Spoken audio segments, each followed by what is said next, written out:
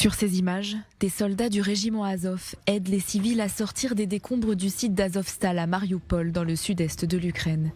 Des femmes, des enfants en bas âge, tous sont évacués dans des bus. Cet employé de l'usine, qui a passé plusieurs semaines dans l'abri, raconte la situation sur place.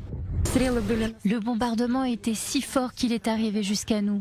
À la sortie de l'abri anti-bombe, on arrivait à peine à respirer sur les quelques marches du haut car il n'y avait pas assez d'oxygène.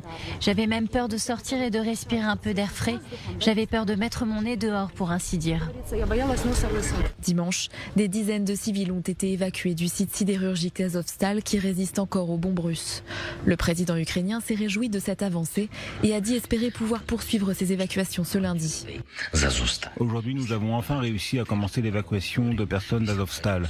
Après de nombreuses semaines de négociations, après de nombreuses tentatives, différentes réunions, personnes, appels, pays, propositions.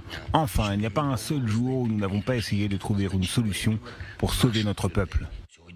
Mais la situation reste toujours tendue sur le terrain au 68e jour de l'offensive russe.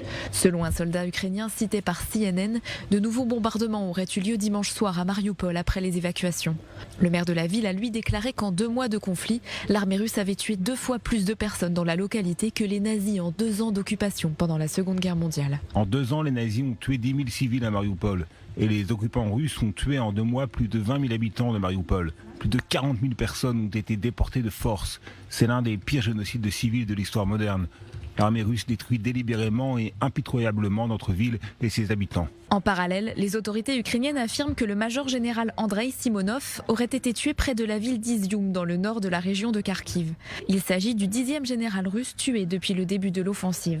De son côté, la Russie ne compte pas s'arrêter dans les prochains jours. Par la voix de son ministre des Affaires étrangères, Sergueï Lavrov, Moscou a annoncé ne pas chercher à terminer son offensive le 9 mai, célébré comme le jour de la victoire face aux nazis à la fin de la Seconde Guerre mondiale.